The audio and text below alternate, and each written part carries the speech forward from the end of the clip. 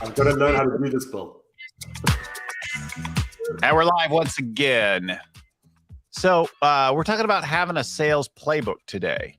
Creating and developing using a sales playbook to build a culture in sales that matches the company culture and really helps you fulfill and deliver the results that you want to deliver in scaling your company.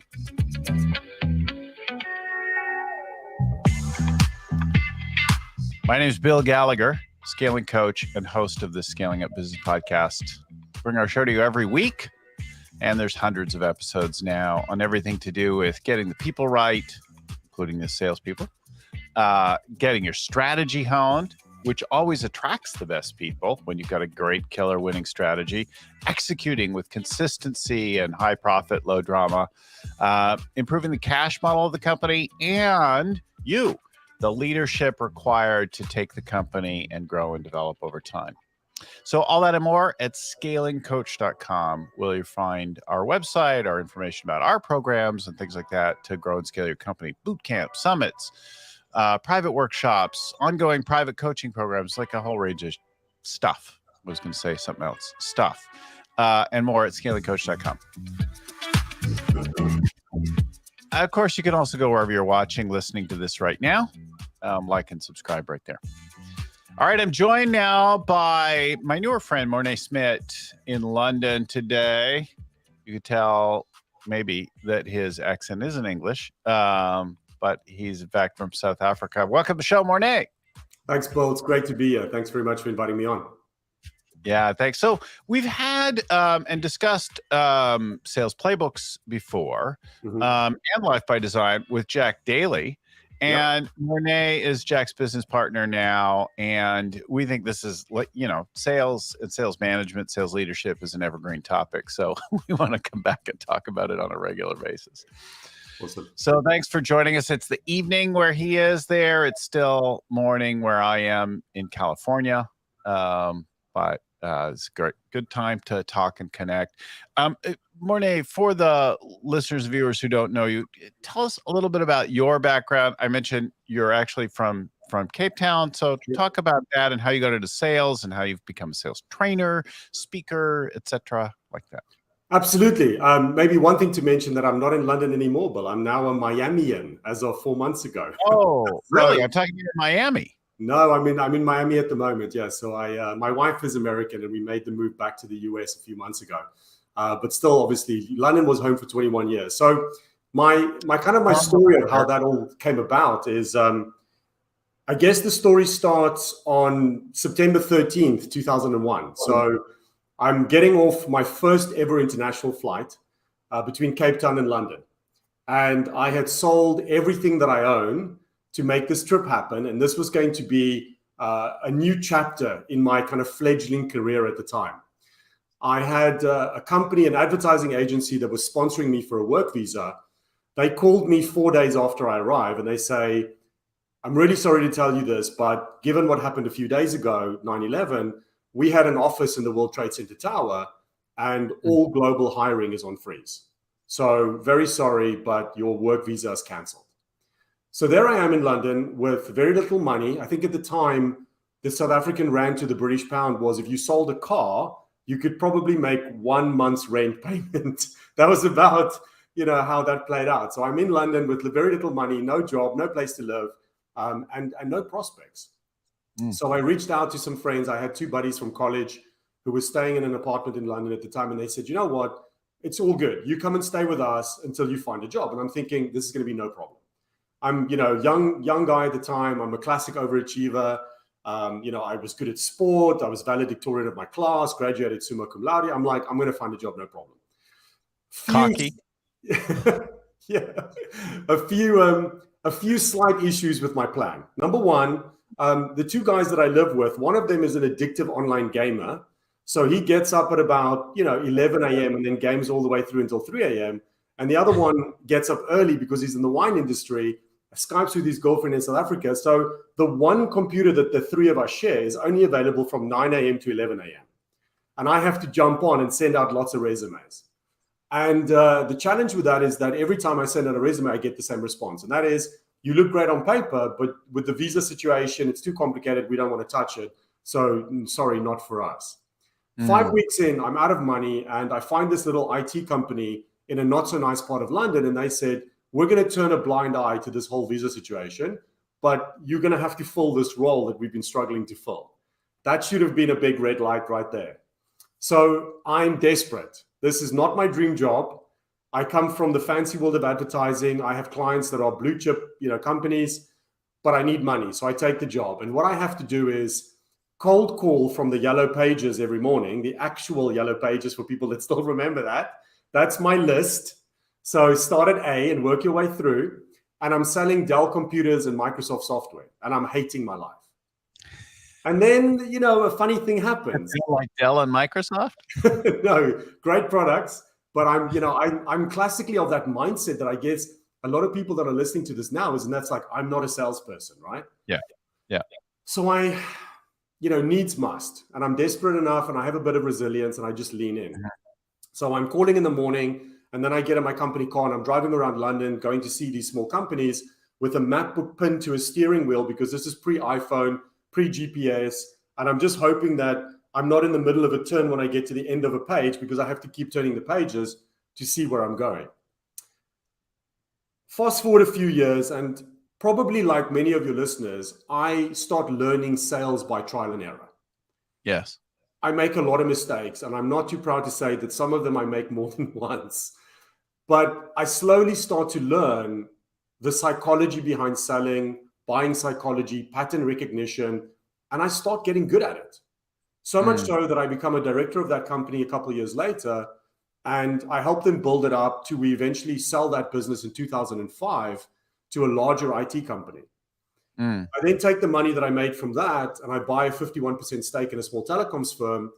And now I'm putting what I've learned in the preceding 5 years to good use. And I actually build a sales team for the first time. And we aggressively grow that telecoms company for about 2 years. And I managed to sell that business in 2008, just before Lehman Brothers collapses and takes the rest of the world with them. And then I get into one recession and you escape just before the next one. Good. Just got out in time. Correct. And then, one of the partners from the IT business calls me up and says, hey, what are you going to do now that you've exited this business? And I said, well, I'm looking for opportunities. He said, well, why don't you come and work with me in commercial fit out? So office build, office design and build. And I said, honestly, I don't know anything about it. That's why I'm not going to do it. He goes, it's not that hard. Just come and try. Yeah. So we end up doing a 4X on that company over 3.5 years.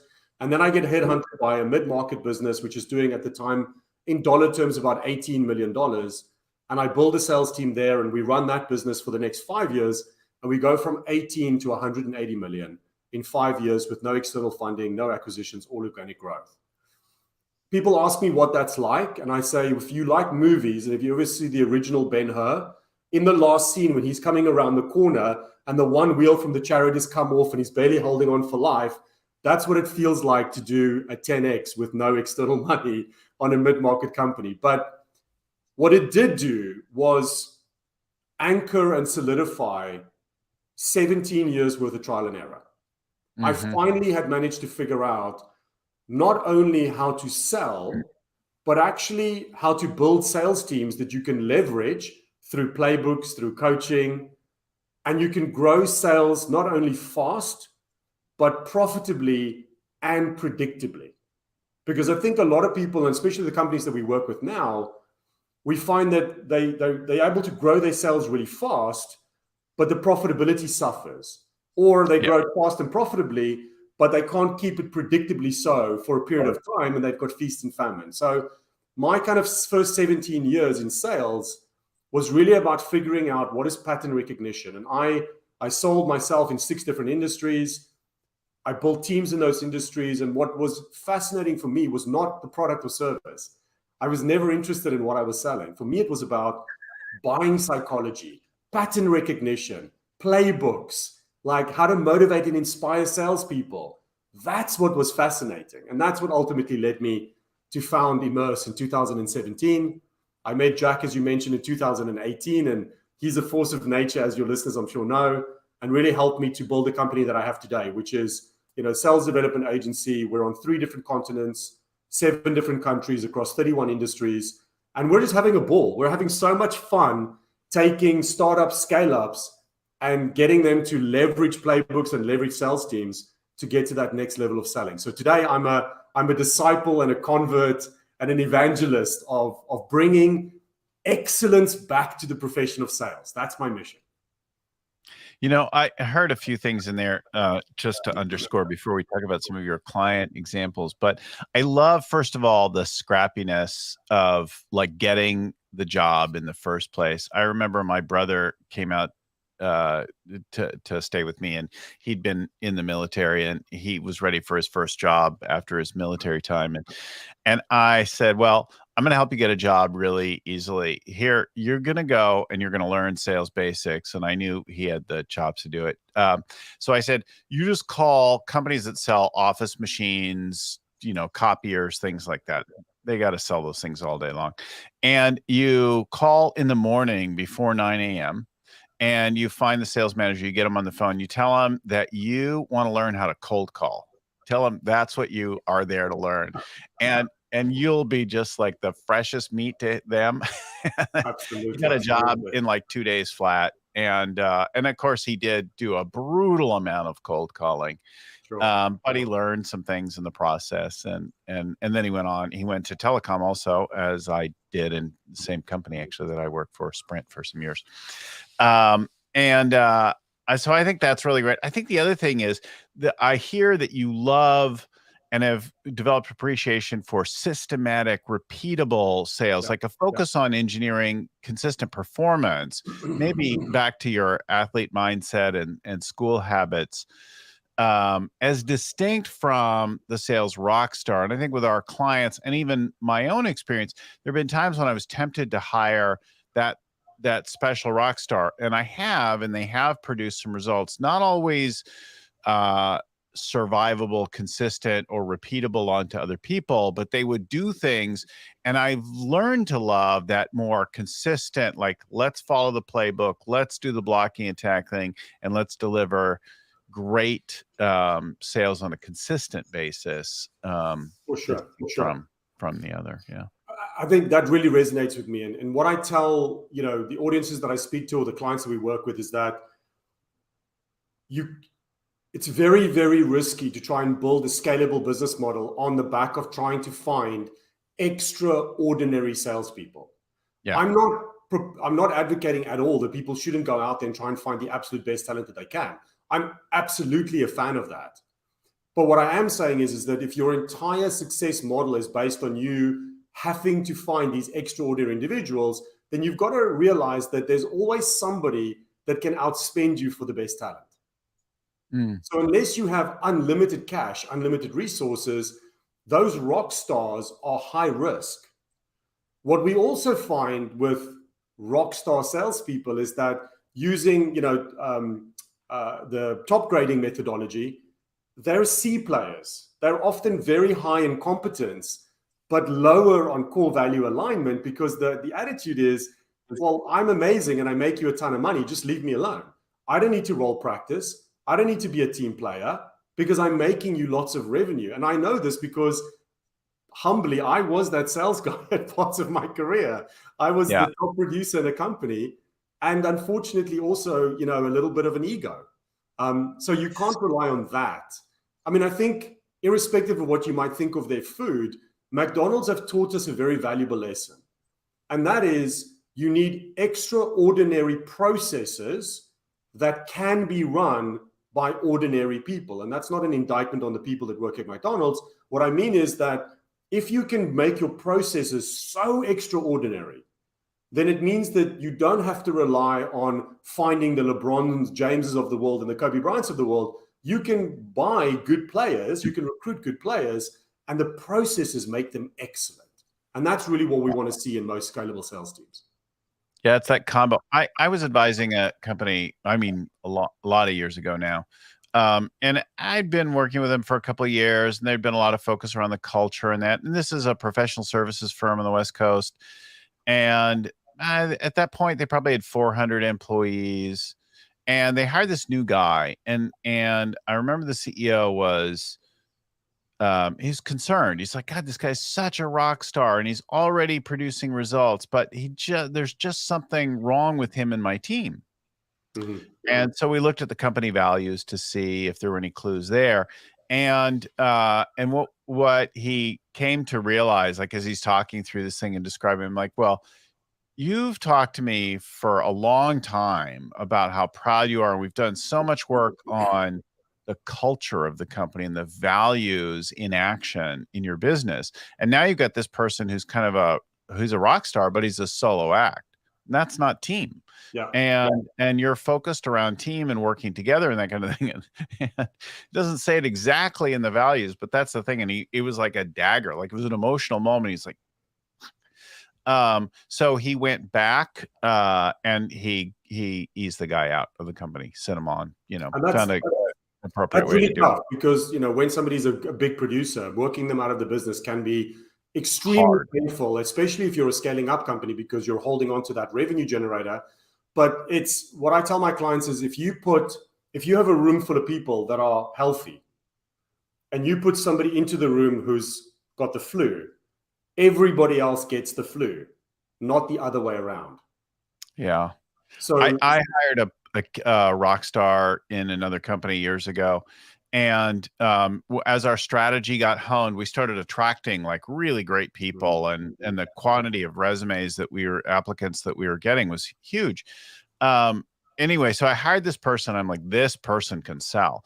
And they did, in fact. They like huge increase across the board in a new sector for us, and doubled the company in a pretty short period of time, but at great cost to both the team and our reputation in the market. The thing is that this person was really driven to produce sales results, but the care for our brand and our values and our legacy, they could care less about that. They were definitely about their results and their comp and things like that. So the damage to the company's reputation and our team was really noticeable.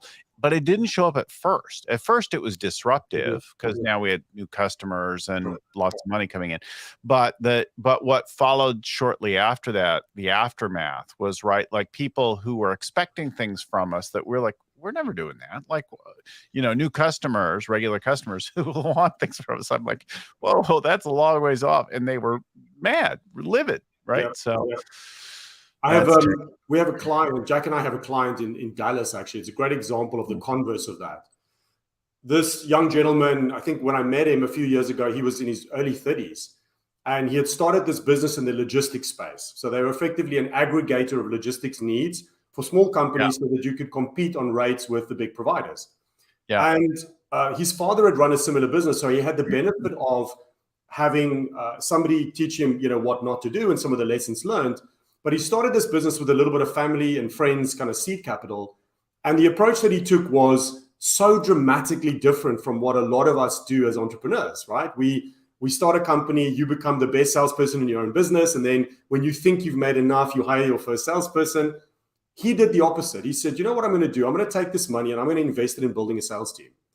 I'm going to go out to certain types of colleges.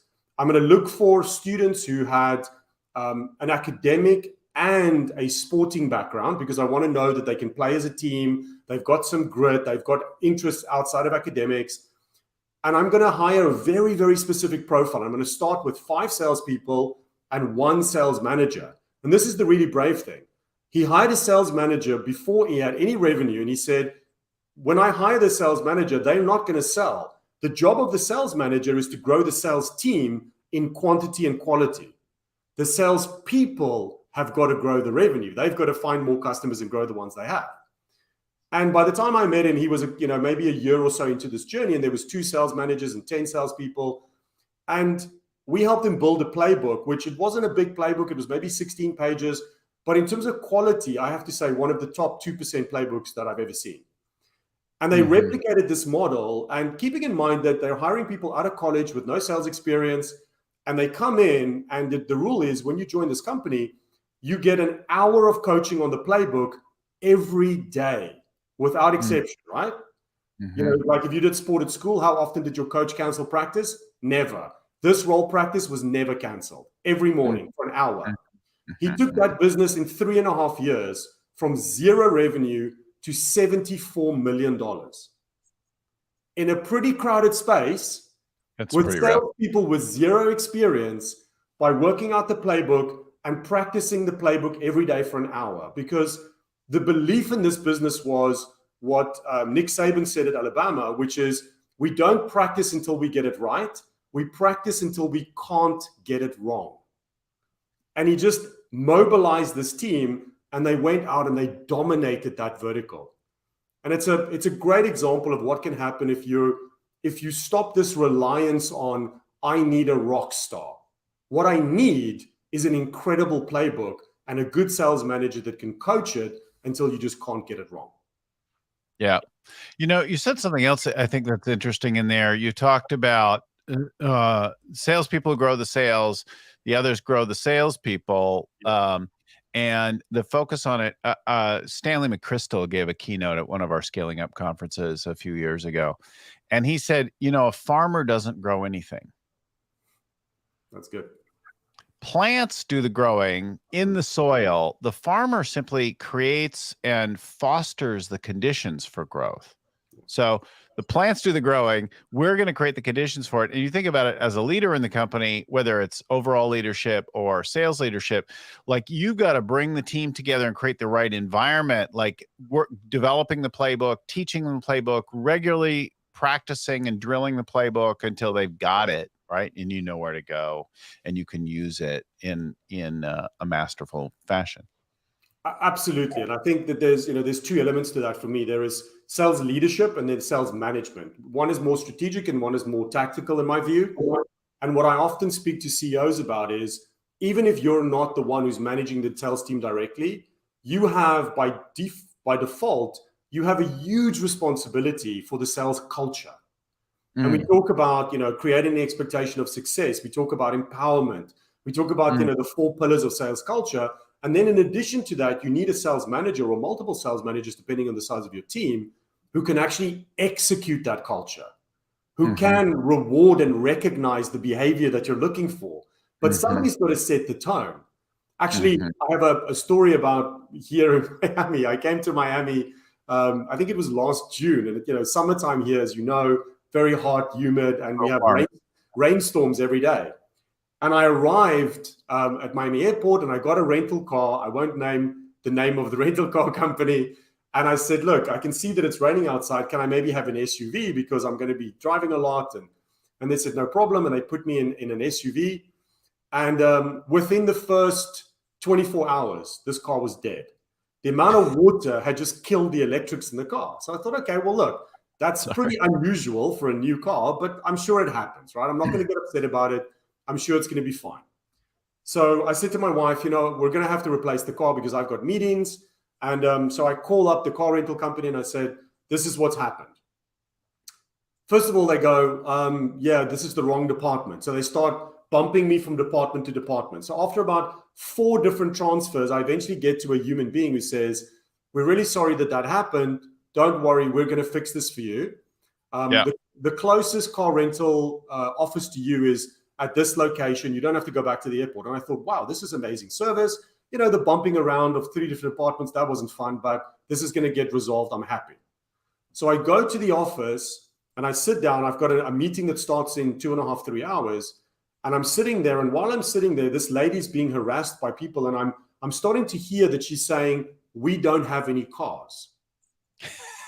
And I'm thinking, the first thing that I thought, Bill, was that episode in Seinfeld where he's standing at the counter and he goes, I have the reservation. And she says, well, I have a reservation. He goes, well, we don't have cars. He goes, but that's why you take reservations. She goes, I know what a reservation is. He goes, I don't think you do. You know how to take a reservation, just not how to keep one. And I was so tempted to do that bit. And I thought, no, that's not going to win me. So I step up to the counter and I said, I'm here for a replacement. The vehicle is back at my apartment because it doesn't run. You need to get somebody to come pick it up. She goes, well, first of all, even if I had a car, we wouldn't give it to you. I said, I'm sorry, what do you mean? She goes, because the other car hasn't been picked up yet.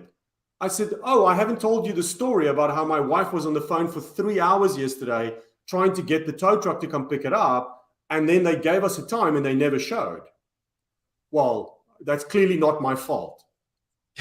Oh, okay. We're going to do the blame game. Okay. I said, well, what do you expect me to do? She goes, you're going to need to call back and you're going to have to go back to the airport and do it. Anyway, long story short, I think the car eventually got picked up. I go to the airport.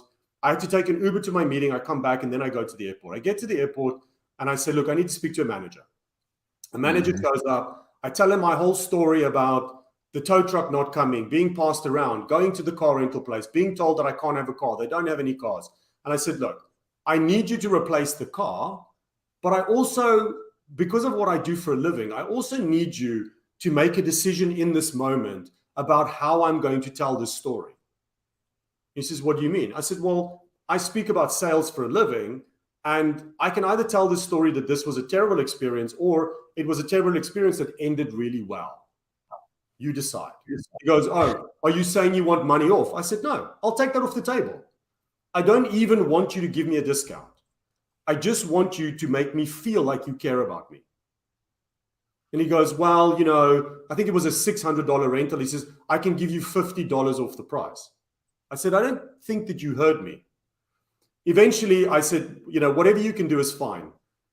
And I walk away from the booth and I'm feeling really angry about this. And I'm thinking to myself, what a poor job this rental company has done in empowering their team to actually have happy customers, and how this is definitely going to be something that I speak about on stage. And then as I'm walking away, I noticed this gentleman, this manager, walking out of the booth and speaking to someone else. And by their body language, you can tell that the person he's speaking to is the actual boss. So me being me, I just wait until I see the actual boss on his own. And I walk over to him and I said, I'm sorry to ambush you. I'd like to tell you a quick story. And I tell him the story of the last 24, 36 hours of my life. And he looks at me and he goes, come with me.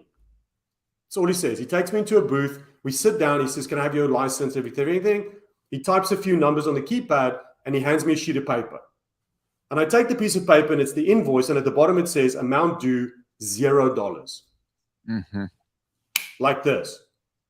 And I think to myself, all along, even though I didn't want money off, somebody had the authority to change the narrative of this interaction.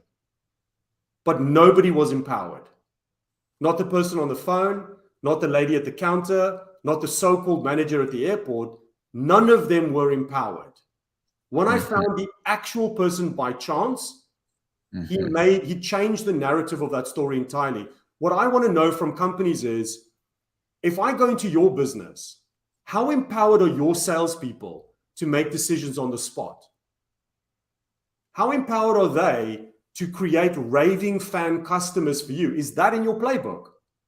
Do you have, like Rick Ross did when he ran Dataflix back in the 80s and 90s, do you have 5 questions that if your salespeople sat in front of a prospect and they asked these 5 questions, is it right for the customer? Is it right for us? Would I be accountable for this? And you get yes, yes, yes, yes, yes. If they did the thing that they were supposed to do, would you praise them or punish them? We live in this instant gratification society where I ordered something on Amazon this morning. I just got a notification it'll be at 9 o'clock tonight. That's the world we live in. And yet there are companies like this car rental company that thinks it's okay not to empower their salespeople. That's a cultural thing. Yeah. And you are going to attract better salespeople if you have that. Well, you know, I can share 2 things about that. One, we've heard from Ritz-Carlton before, and Ritz-Carlton's famous brand, really well known. And even if you've never stayed in a Ritz-Carlton, like, you have an expectation of extraordinary quality. They're known for hiring who they describe as ladies and gentlemen, serving ladies and gentlemen. Nice. The idea of really treating people with graciousness and hospitality at a high level. Of course, it's a premium product. It's not the Days Inn or Motel 6 or anything like that, using some of our American brands. But so it's a global brand, and they practice many of our things like a global daily huddle and things like that. And they hire a particular way, but they do something else that's so fantastic. And they have authorized an amount. I don't know the current amount 1,500, 5,000, something like that, that like almost anybody, maybe anybody can give. So I'm a busboy or a server, and you're at breakfast, and I say, how are you today? As I pour your coffee or orange juice, and you say, I'm okay, but God, I slept terribly last night. There was a knocking in the air conditioner or the room next door, like whatever. You say something. Then I'm authorized to say, oh my God, that's awful. Breakfast is on us, and I could just, without going to my manager or anything else, I can just do something to delight you and to try to interrupt that story in the moment, right? Mm-hmm. And we think about company after company after company that is just awful. Now I know, like, I'm a United flyer, right? But I'm not the top tier of United, which is a thing called global services. And global services is a special number that can make all sorts of magic happen. But when I got delayed last year and rerouted because of a whole combination of errors at the Amsterdam Schiphol airport, where the station manager eventually helped me out.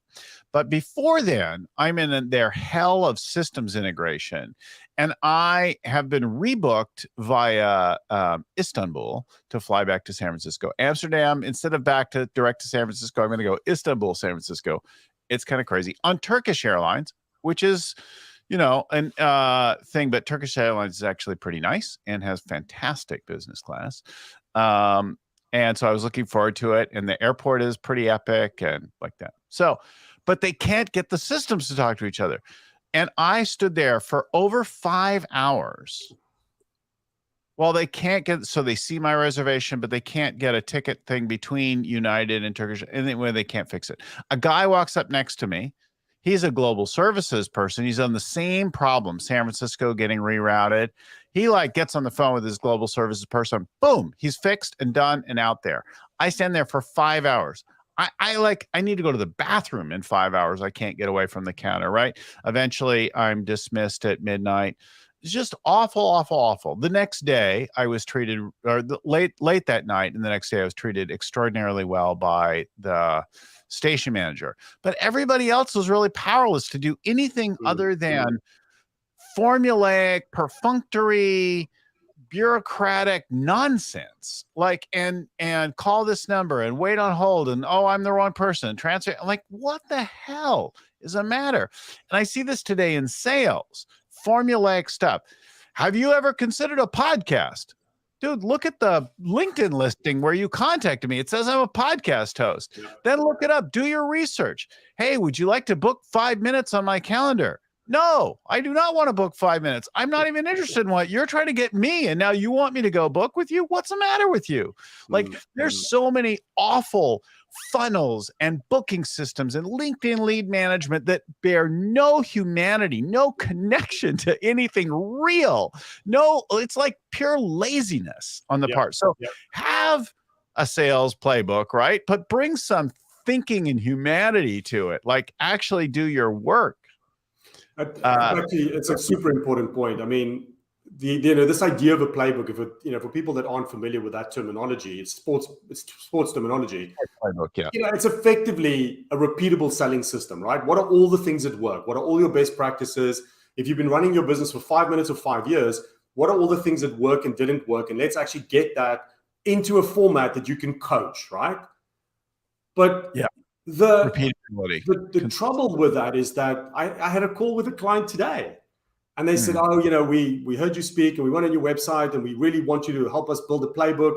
But you know what? We're just going to put it together ourselves internally. And I said, that's certainly an option. But let me ask you this. You've been in business for 6 years and you've never done it. Why now? What is different in terms of the resources that you have now that you didn't have yesterday? The cash, the time, the energy, the expertise. And then let me give you the benefit of the doubt. Let's assume that all of a sudden, magically, you have all this extra bandwidth and experience in doing it. And let's assume that you pull together a really, ostensibly a good playbook, a really good playbook, right? One that I would look at and go, I think that's good based on the hundreds that we've done. Yeah. What then? Because if you give a playbook to someone and say, hey, this is our playbook, that's not going to get you a good result because of what you've just said, because it's a formula for success. But You have to practice that thing. You've got to role practice it with other people, because guess what? That question that you wrote down to ask, you're not going to get the answer that you think you're going to get.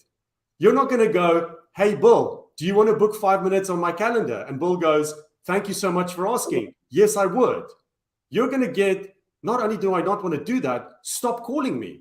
Hold on, I don't have that as an answer in the playbook. What do I do now? The playbook is a living, breathing, dynamic success guide. And you build them because of this core belief, and that is, there is nothing that happens on a sales call that you shouldn't be able to anticipate before you get there. Yeah. But that's only true if you practice it with other people, and if they throw you curveballs, and if the business empowers you to make decisions so that when something happens, you don't go, oh, I've got to call my supervisor because I'm not authorized to talk to you about this. Yeah. That's the missing piece of the puzzle. Let me go talk to my manager. I'll be right back. Stay here in my office of hell for the next 3 hours. Well, right? Let me stay on hold for 40 minutes while I go and find someone to talk to. And get coffee, run to the bathroom, whatever else. Absolutely. No, and that's why it's so important for me from a cultural perspective, the empowerment piece that we just talked about. And then from a sales management perspective, not only do you need a blueprint, not only do you need a playbook, you need the culture, the habits in the business where in this business we practice. Because if we don't practice internally, then we're practicing on live prospects. That's very dangerous and very expensive. Yeah. So what's the culture in your business, right? That's what we want to ask. Let's step back actually for a second.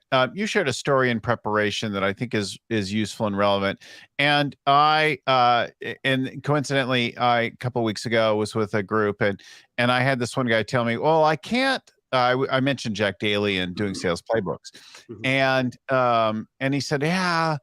Hi, Jack Daly. He's so, now this is a guy from Europe, right? Western Europe. And he's like, Jack, I'm like, he's so loud. He's so salesy. He's so American. He's like, yes. And I said, okay, good.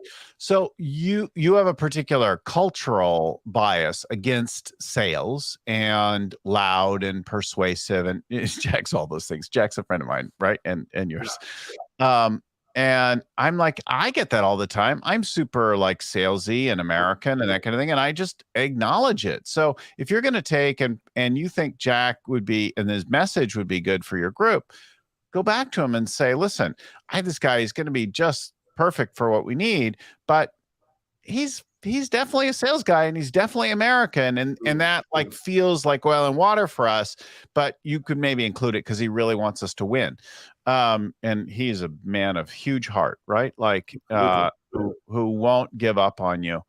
I think that, so you shared the story about meeting somebody who needed to do that, but he had maybe an issue with salespeople. Tell us that. Yeah. So I was I was still living in Europe during COVID, and the European COVID restrictions were quite strenuous. I was living in central London at the time, and they locked us down in phases. Unless right? you're the PM. Say again, sorry? Unless you're the PM, and then like you could have parties. Then you can have parties and do whatever you want. Yeah, exactly. So they locked us down in stages, and towards the latter part of COVID, they would kind of put us in jail and then let us out and then put us back in jail. And during one of we're out of jail now, there was actually a thing where you could go to networking meetings, and it was like, oh, this is amazing. I really crave to be with other people. So one of my good friends and colleagues from EO in London arranged a small networking gathering, and I was a keynote speaker. And afterwards, a gentleman came up to me. I'm not going to say his real name. Let's say his name was Kevin. It wasn't really Kevin. So Kevin comes up to me, and Kevin's got a software company that he started 6 years ago. And the company's doing pretty well. It's a lifestyle business, founder-led. And Kevin comes up to me and says, you know what? I really enjoyed your talk. I think I need your help. And I said, great. What can I help you with? He said, well, I've really tried multiple times to hire salespeople, but it doesn't work. I said, oh, okay. That's a pretty big statement. It doesn't work. Tell me about how you hire salespeople. He said, well, you know what it's like. Salespeople are a necessary evil.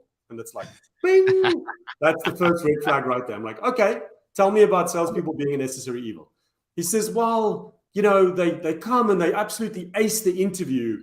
And then, they sell themselves so well and they convince you that they're the best thing. And then they join your company and then they're rubbish. They just don't sell anything. And then after 3 months or 6 months, I've got to let them go and I've wasted all this money. How do I stop that from happening? And I said, okay, Kevin, let me ask you a few questions. First of all, how do you hire? Tell me about your recruitment process. He said, I do what everybody does. I put an ad on LinkedIn. Some people send me their resumes. I look at the resumes. I pick the ones where the experience matches exactly what I'm looking for. Then I interview a few people. And then, I pick the one that I like the best. And then that's my salesperson. I said, okay, that leaves a lot to be desired. But okay, let's put that aside for the moment. And when the salesperson arrives, what happens then? He goes, what do you mean? I said, okay. What I mean is, how do you onboard them? How do you ramp them up? What coaching and training do you give them? He looks at me kind of puzzled, like sincerely puzzled. And he says, well, I teach them everything they need to know about our product. And then they talk to the engineers a little bit and, we give them business cards and then that's it. Sink or swim. Okay. And then what is the kind of the environment that you expect them to work in? Well, this is one of the big things that people love these days, isn't it? We let them work from home. So I give them a laptop and a phone and they can work from home. Okay. And then what about any kind of, teamwork or kind of role practice with other team members? How many salespeople? No. I only want one salesperson and I want them to speak to the other people in the company as infrequently as possible because all they do is create chaos and confusion. Look, Morné, it's really simple. I just want an amazing salesperson who can work from home, that I don't need to speak to, who can find me new opportunities, warm them up, sign the deal, hand it over, make sure that it gets delivered properly, make sure that the client's happy, make sure that we get paid, and then do it all again. Is that too much to ask? And I said, in a word, Kevin, yes. Yes. It is too much to ask because you're effectively going out there doing a pretty poor job of recruiting. And then once the person arrives, you're saying, here's a phone and a laptop. Here's a little bit of a brochure on what we do. Now go and make me money. And the less I can speak to you, the better. Yes. And what you focus on, you get more of. Yes. But he was sincerely perplexed as to why he had failed to build a sales team multiple times over. Now, Kevin is an extreme example, and that was an actual conversation. Yes. But there's so many companies. That's really common. And when it's really hard to read the label from inside the jar. Like everybody else can see what's going on there. Like we tell that story and we can see instantly, and maybe our listeners and viewers can as well. But for Kevin, he's like, wait, what's wrong with this? I'm like, well, it's pretty clear. And he was, at one stage, I thought he was being, ironic, but he looked at me dead and he was like, I need your help.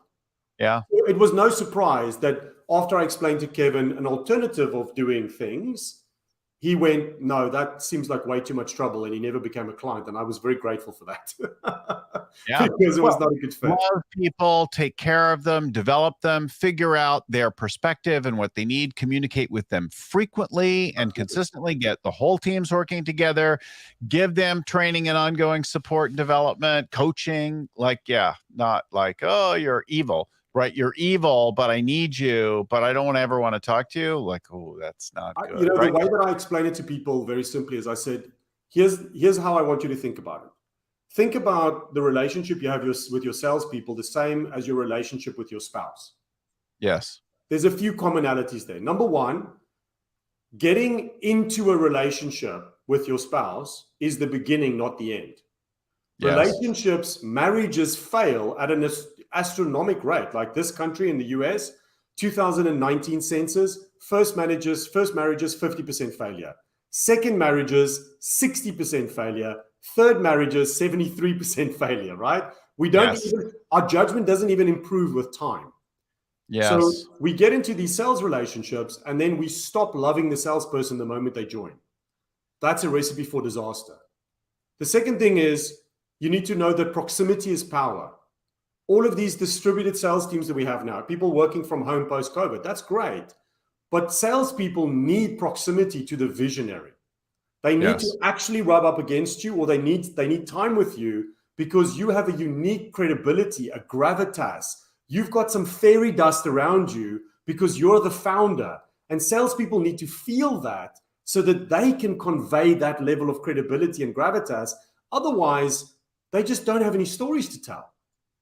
So proximity is power. Get them close to you. Virtually is okay. If you have salespeople all over the country, fly them back to HQ once a quarter and just rub up against them for 2 days. And you'll see how your sales will immediately spike.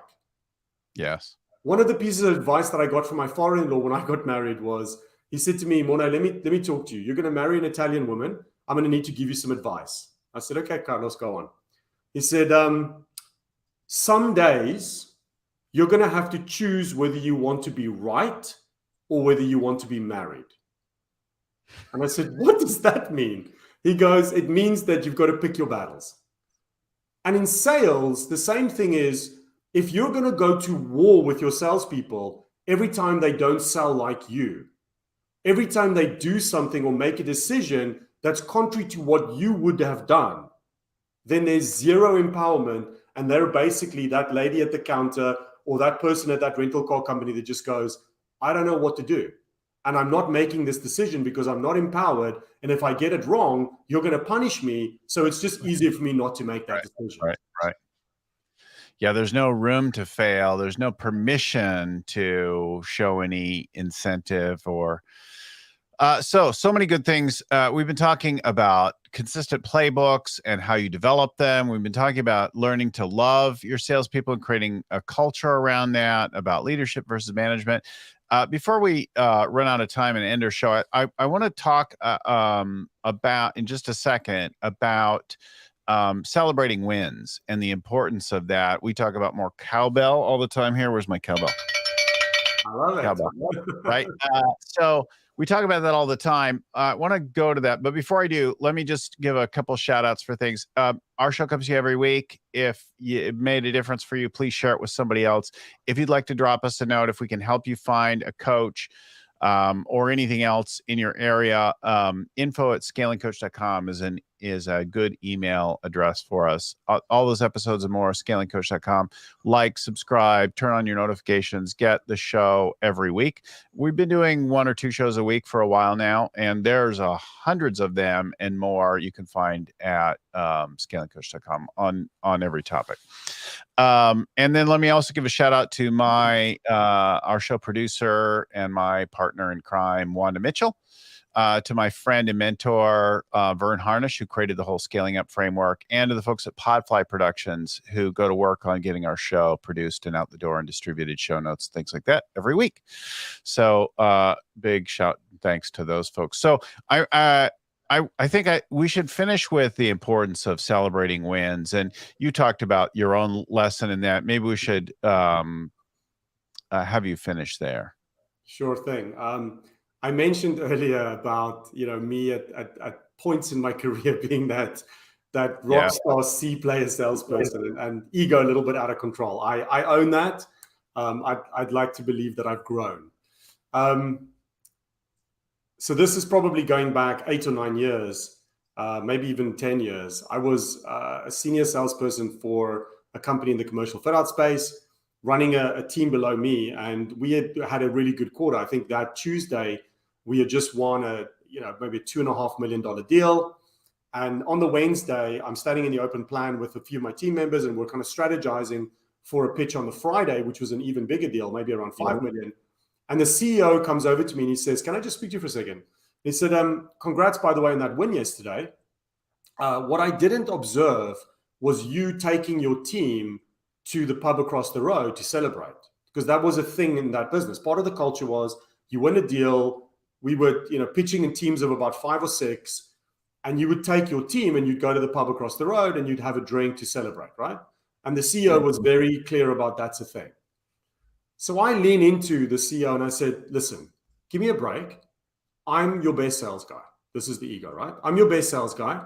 And I've made you a lot of money. So just let me do my thing. I've got a pitch on Friday.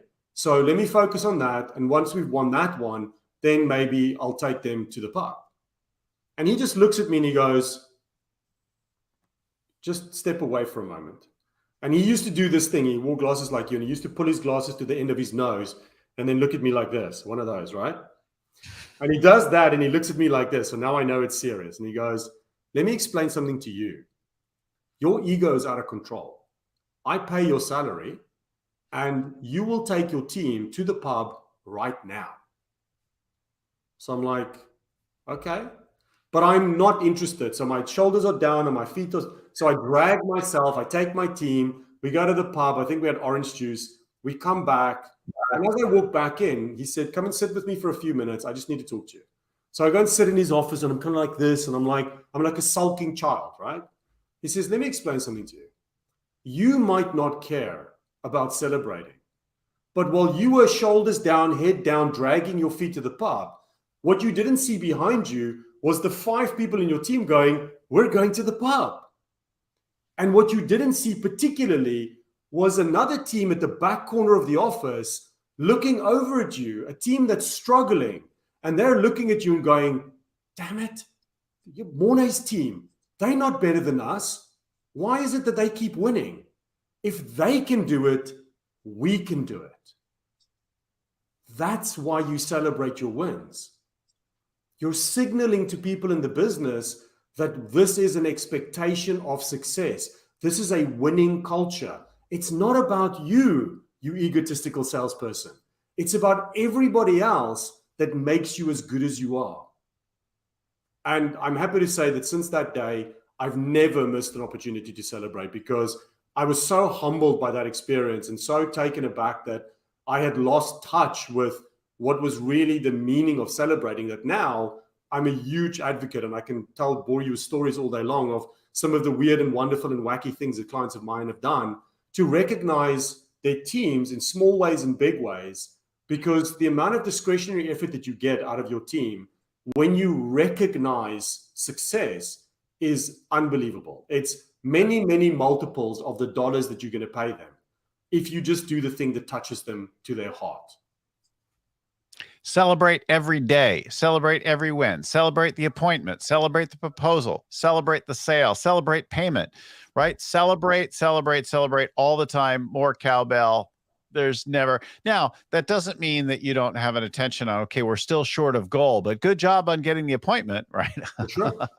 We're still got to hit a number, but we're still like, oh, good job on that. Like, you could keep celebrating even as you're working on things. You get more of the behavior that you reward and recognize. Yes. So great. That's a great place to end it. If you want to know more about Morné and his work, Emerse Sales, we'll put the link in the show notes and here on the screen. Emersesales.com is, I thank you so much for coming on the show. We'll have to get together sometime soon. Next time I get your way or you get my way. I love London, but I'm glad that you're in Miami. A little bit closer now. Better there. Yes. And folks may want to if they go to your website, they'll find information on your programs, boot camps, all kinds of things like that you've got to help develop a playbook and level up your sales. Talk to you again soon. Everyone, keep scaling up. We'll talk to you again next week. Bye-bye.